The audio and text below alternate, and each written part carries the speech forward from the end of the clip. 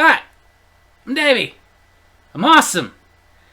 And welcome to Davy's Awesome Wrestling, where I review wrestling-related things, all from the perspective of a fan, not an insider. This week was AEW Full Gear 2022. Let's get into it. The opening match, which is a little strange that they would use this as an opener, but okay. A cage match with Luchasaurus versus Jungle Boy. Even though I thought it was a little strange that they'd open with a cage match, it was a great opener. It's a match that we've been building up to for quite a while now, between Luchasaurus and Jungle Boy, although this won't be the end of it, I'm sure, because we still kind of have to wait till Christian Cage is healed so we can have the real match between him and Jungle Boy. But this match itself was great. I mean, for one, it didn't take very long to get some blood. And of course, Christian Cage on the outside did try to get involved when he snuck the keys out of the referee's pocket to let Luchasaurus out, even though that doesn't really help at all. In AEW, they have the rule of getting out of the cage doesn't mean anything. A cage match means a pin or submission has to happen inside the cage. But it led to them fighting on the outside and Christian Cage being escorted out of ringside by security. But once it got back into the cage, Jungle Boy was able to get in some offense. He was able to get Luchasaurus onto a table and then climb all the way up to the top of the cage, where he did an elbow drop from the top of the cage onto Luchasaurus through the table. After that, he followed that up with a snare trap, which caused Luchasaurus to tap out and got the win. Like I said, this match was actually really great. It was very intense, very hard-hitting, and I like that they did it right. Through most of the match, Luchasaurus was dominating Jungle Boy, which you would expect. Luchasaurus is much bigger than him. It was really only at the end of the match that Jungle Boy really started to get the upper hand on him, just enough to squeak out a victory, which is the way to do that when it comes to a babyface that is so much smaller than the heel. So, honestly, I will give this match a good 4 out of 5. Yeah! Then for the AEW Trios Championships, Death Triangle defended their championships against the returning Elite. As we know, the Elite have not been seen since AEW All Out, when there was that big backstage confrontation between them and CM Punk. CM Punk is still gone, and during the match, the audience was making it clear that they're okay with it. But on to this match. This match itself was intense. It was nothing but back and forth between the two teams. No team ever got sustained momentum. It was like watching a pile-up car accident. It was awesome. However, the way the match ended, the Bucks on the outside had Penta and Pac distracted, where Kenny Omega was about to put Rey Fenix into his one-winged angel. However, Pac had slipped Rey Fenix the Bell Hammer, which Fenix didn't want to use, but in a moment of desperation did use it on Omega so he could get out of the one-winged angel and get a roll-up and get the win so that Death Triangle could retain the Trios Championships. And then afterwards you could tell that Rey Fenix was not happy about the fact that he sunk that low. But another great thing about this is it was announced later in the night that now Death Triangle and the Elite are going to have a best-of-7 series, which will be awesome. I can't wait for that. But as far as this match in and of itself, a 5 out of 5. Then, for the AEW TBS Championship, Nyla Rose challenged Jade Cargill. As we know, the story being that Nyla Rose stole the TBS Championship belt, and Jade Cargill's been trying to get it back. This was her way to do it. Also, as we know, Jade Cargill on the pay-per-views likes to dress up a little bit. This time she came out looking like Chitara from Thundercats. Is she even old enough to remember the Thundercats? I gotta admit, I wasn't really into this match. I've made it clear in the past, I'm not a Jade Cargill fan. I think she's extremely overrated. She's not very good. She's extremely green. They're just basically turning her into female Goldberg. But I've also talked in the past, not that big a fan of Nyla Rose either. She had a reign as the AEW Women's World Champion. She was the second champion, and it was boring. As a wrestler, Nyla Rose is big. Nyla Rose is a powerhouse, but very one-dimensional. Not very interesting at all. So to have two wrestlers that I just don't find interesting at all, going back and forth, I couldn't really get that into it. And of course, the match wasn't very long, because Jade Cargill is like Goldberg in that way. She can't really have a long match. And she ended up getting the Jaded onto Nyla Rose and retained her championship and got the belt itself back. So good for you. We're still doing this, even though it's gotten really boring. I would only give this one a 2 out of 5. Yeah! Then to pick things up for the Ring of Honor Championship, a 4-way match. Claudio Castagnoli versus Bryan Danielson versus Sammy Guevara versus the Ocho, Chris Jericho. This match was awesome. It was chaos from start to finish. There was no breather for the fans in this match. Of course, they were teasing that Jericho expected Sammy Guevara to just let him win and keep his title because they're both part of the Jericho Appreciation Society. But we kind of knew how it was going to go, and Jericho and Sammy mixed it up a bit. In fact, Sammy even did a couple of Jericho's moves. Did a codebreaker on Jericho and then even put him in the walls of Jericho. But after this little spat, Jericho and Sammy made up in the middle of the match. Which was just a way for Sammy to try to double cross Jericho so he could win the title. Didn't work.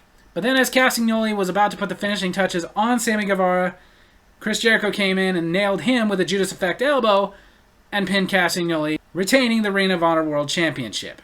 Like I said, this match was absolutely fantastic. It was what I expected from the 4 people in this match. 5 out of 5.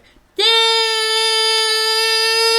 And then, the returning Saraya versus Dr. Britt Baker, DMD.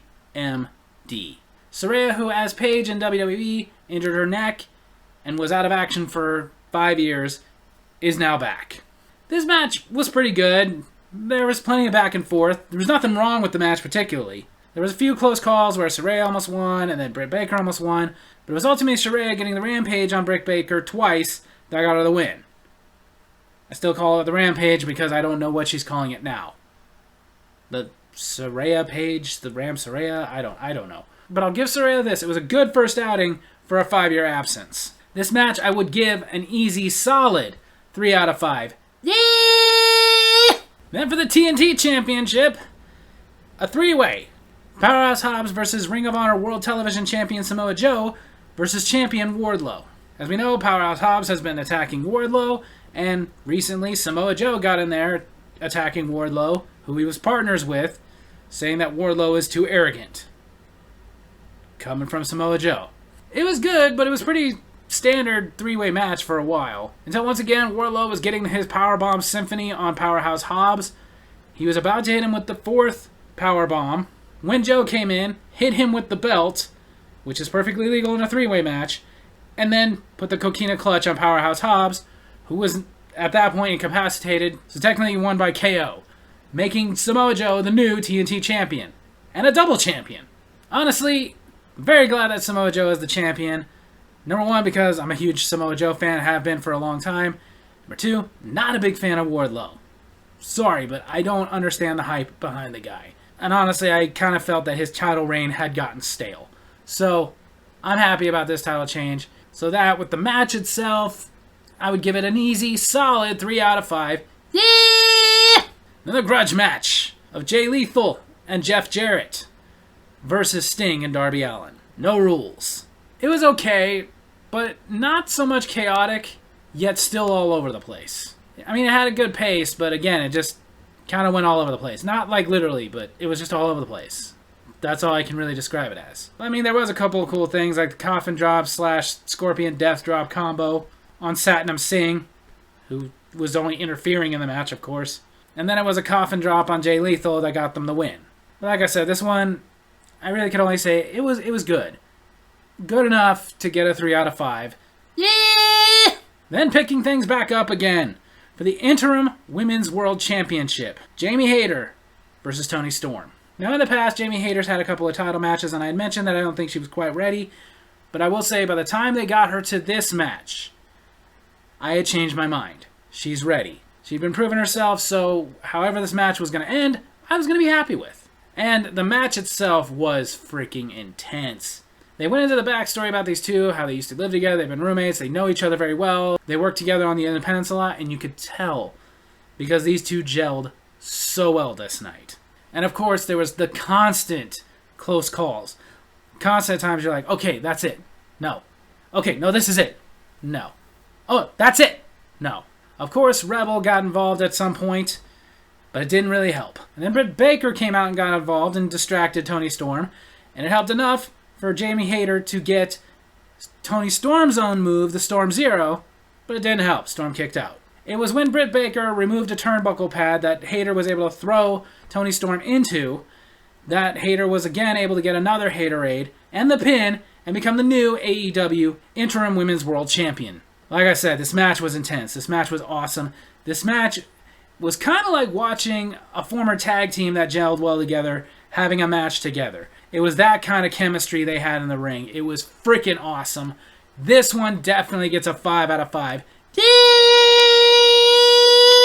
And then, the rubber match for the AEW Tag Team Championships. Former champions Swerve in Our Glory versus The Acclaimed. This match was good, but it was actually pretty standard until the end. When Swerve brought out the pliers that he had used to break Billy Gunn's fingers and wanted Keith Lee to use them on The Acclaimed. But of course Keith Lee refused because this is what's been building for a while between Keith Lee and Swerve Strickland, is that he doesn't want to use the cheap tactics that Swerve Strickland has been using.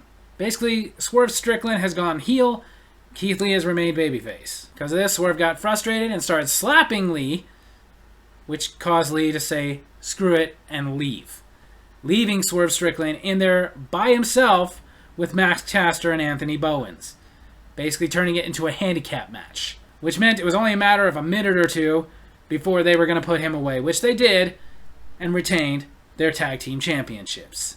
Like I said, this match was pretty standard until then. It was on its way to just getting a 3, but the story being told and the ending and everything, the fact that Swerve in Our Glory finally did the breakup that we've been looking for, so that we're going to have a rivalry between the two of them, I'm all excited for it.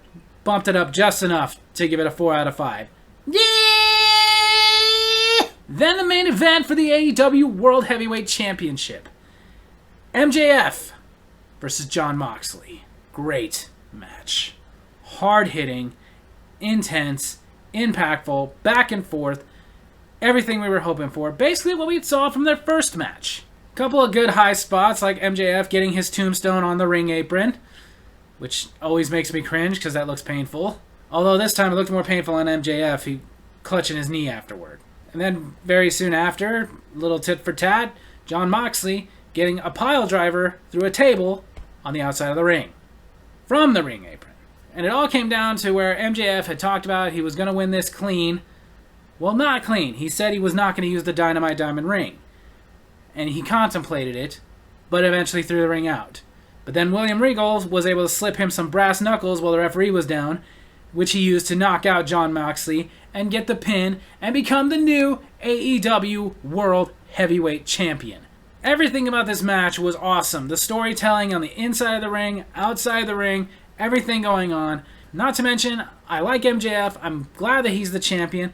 And I do like when AEW puts the title on one of their homegrown guys.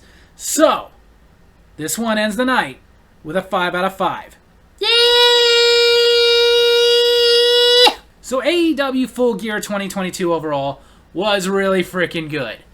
It had 1, 2, few 3s, few 4s, and a few 5s. More than a couple of 5s. I'd honestly say the match of the night, in my opinion, was the one for the Interim Women's World Championship. I like that we had a few title changes tonight. Samoa Joe becoming the TNT champion, I like that. I like that he's a double champion.